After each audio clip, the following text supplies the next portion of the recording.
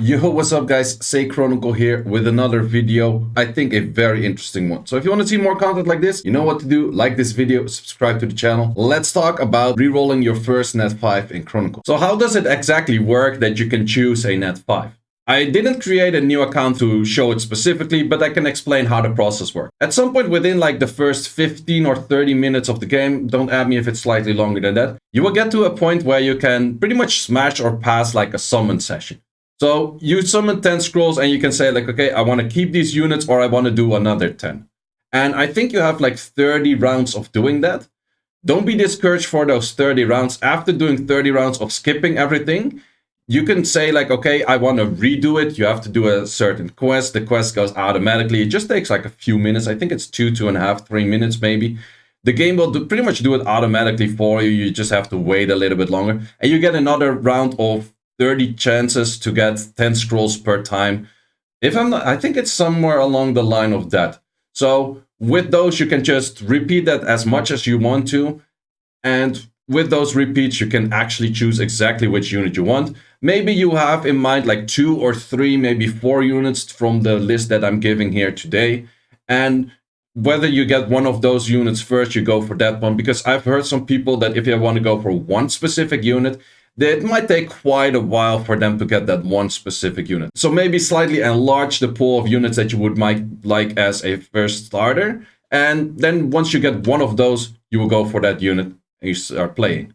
Before I explain which units I recommend you to get, it is important to know 3 things actually.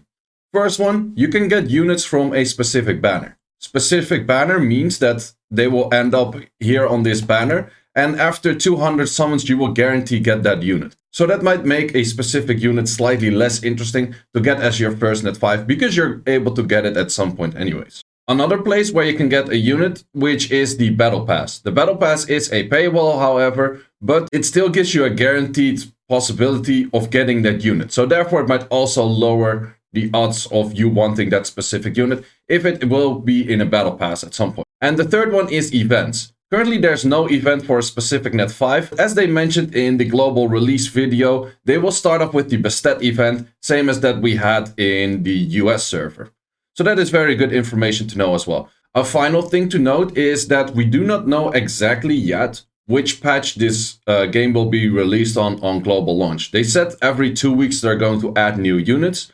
But do they already have like the first 2 weeks within the first set during release or not? Which units are already there during the release right away?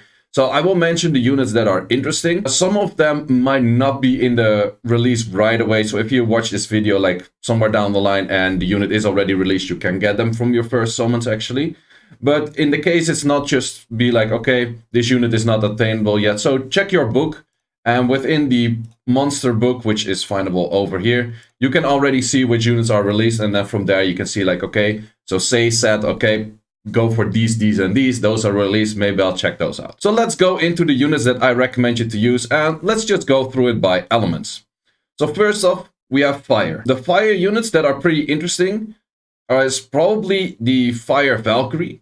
Fire Valkyrie might be nerfed already, so what they tend to do for the balance patches, which also happened from Korea to NA server, is that they push balance patches earlier than they normally were released during the state of the game later. So if in Korea a balance patch happens, we will get that balance patch probably pretty fast as well, but that does then also mean that some units might be already nerfed or buffed before like some other things happening in the game. Why do I mention this? Revive was pretty hard nerfed at some point, and that made this unit a lot worse than it was originally. This unit is a very good PvP unit, but also was pretty nice in PvE. With the skills of S1 just dealing damage, S2 a defense break, and then S3 a revive with an attack up. And if I'm not mistaken, it didn't have like any cooldown or something like that. I'm not entirely sure what was nerfed on this one, but this was a pretty good unit at the start. But because of the nerf, probably not the best choice to go for this first net 5. The Fire Valkyrie, or also known as Vanessa, was actually in the first battle pass if I'm not mistaken. So there's good odds that you can get this unit right away. Another unit that's very good for this first selection might be Sekhmet.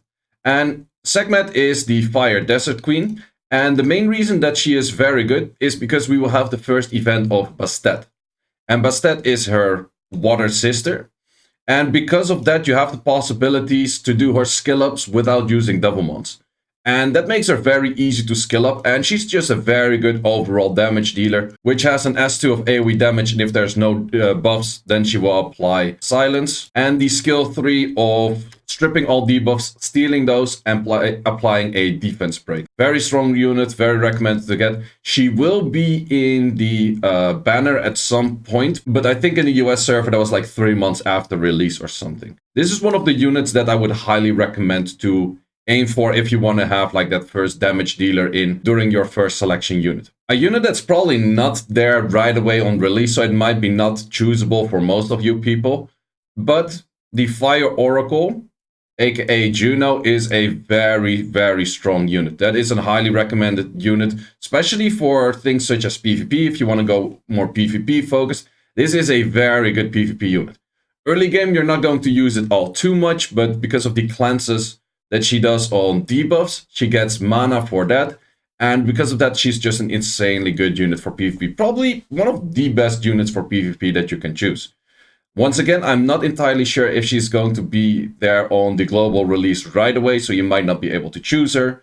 And she also will be in a banner at some point during her release, probably. Let's look into water. Actually, for water, I chose Alicia as my first unit, but I actually never used it afterwards. Like, I used it for my storyline, and then afterwards I just simply never used it because she needs quite a lot of investment to be good, but she was not that much all round where I could use her a lot. And then I had already different units that could kind of fit her role. So learn from my mistake. So don't pick a unit that's probably not that useful for you throughout like your first few weeks, months of the game. A unit that might be very useful is the Water Valkyrie, also known as Camilla. And this is just a very good support unit with extra healings, removing harmful effects, reducing the damage on you. And with that, there's just a whole bunch of things. Like, for example, this, the crit damage down. There is so much stuff going on here that will make you survive. So if you're looking for a unit that makes you survive, Camilla is a very good option. A unit that would be a very good option if it was not probably right away in the first event would be Bastet. Bastet is just an insanely good unit, mainly because of this shield. You just spam the shields, units cannot really hit you. You get attack up with that as well. And it is just a very solid unit. But as mentioned before, this is probably in the first event, so I don't recommend to choose it from a free net 5 because you're probably already getting this unit. The next unit I recommend is Annabelle, and Annabelle is actually my favorite unit in this game that I've been using the most on my NA account. I did pull her. She is going to probably be in the second battle pass, so that's probably like a month down the line or something. But you could choose to get her early. And why is she that good? Her kit is pretty loaded. There's a whole bunch of things in her kit that are very good. She has an S2 recovery that is a pretty good recovery, and it removes a harmful effect. She has a defense break that hits 3 times, so there's very good odds of landing this defense break. She has a passive that removes all CC, and then also with her ultimate there's more defense breaks. So she's a good combination of a support, armor breaker, still somewhat damage, good healing, cleanses, pretty much everything that you need for like a good support role. So Annabelle is highly recommended to get from this, but keep in mind she will be in the battle pass, so she will be purchasable at some point as well.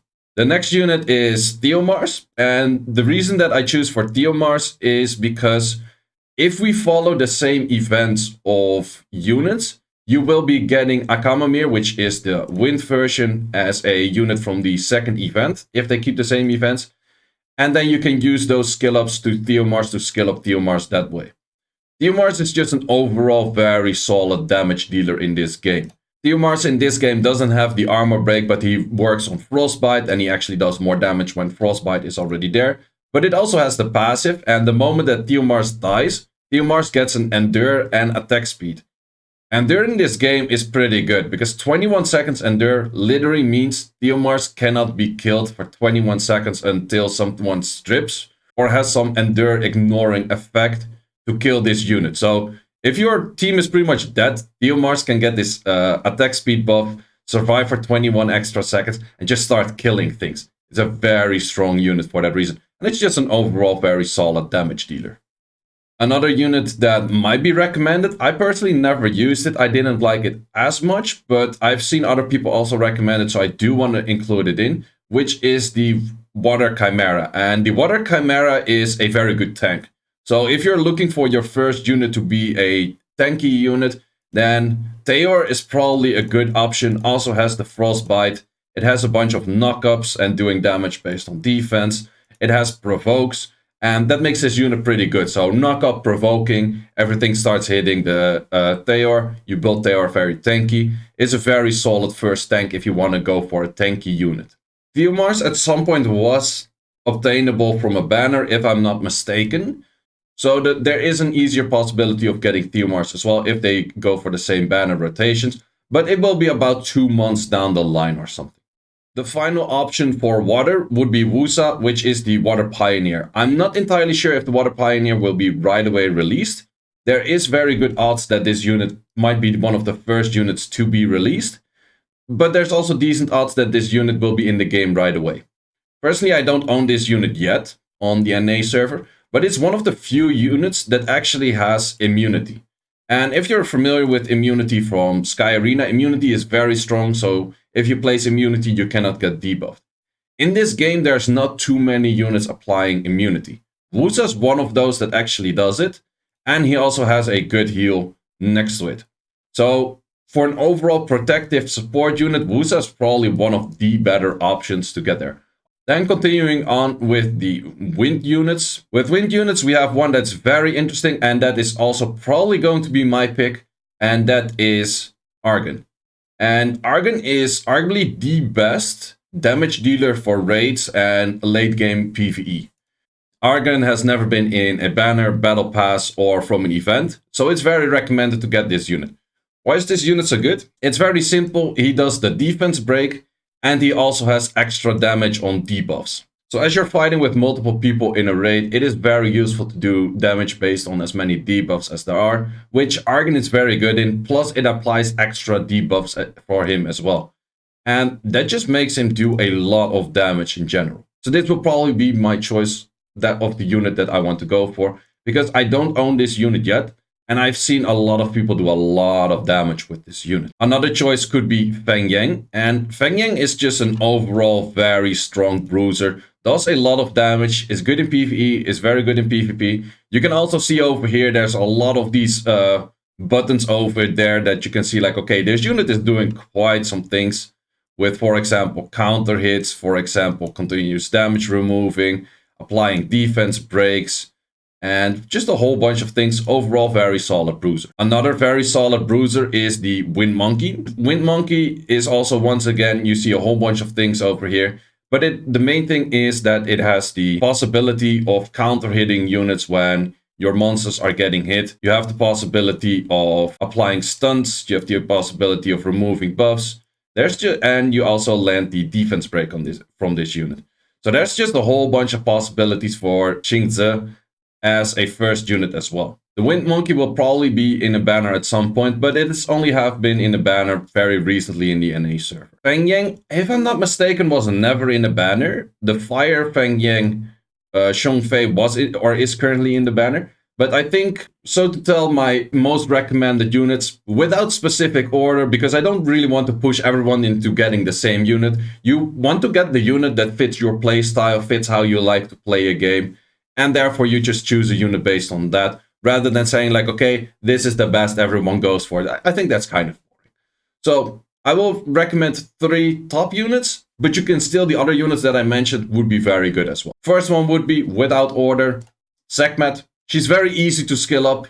She's very good to use. This is probably one of your best early game units you can get. And she's just very insanely strong. And she's that easy to skill up because of the Bastet event. Second one is the Water Pioneer, and Water Pioneer is just insanely strong for the reasons that I mentioned before. Immunity is hard to come by in this game, and this is one of the best immunity providers out there. However, it might be that he's not in the game yet. If he's not in the game, I would probably recommend to go for NFL. Yes, as I mentioned before, you are able to get NFL through a battle pass, but if you want to play free to play, you're never gonna get that one anyways, because it's a slight paywall for that. So NFL is a very good support unit if you want to go for a support route. And then before I mention the last one, honorable mention is the Water Chimera. If you want to go for a tank route, a tank unit, this is probably the best tank that you can get. And then the final unit which I recommend you to use, and that is definitely in the top 3, which is Argon, because he's just overall the best damage dealer for end game and mid game probably. Early game, like for the storyline, he's probably not going to be that useful, but since you're going to probably play longer of the mid and end game, this unit becomes very valuable to pull early on. So those are my recommendations for the first few units to get. Hope you enjoyed. Let me know in the comments which unit you're going for, and hope to see you in game. Once again, if you haven't yet, like this video, subscribe to the channel. Trying to grow this channel, so please help me out with that one, and see you in the next one.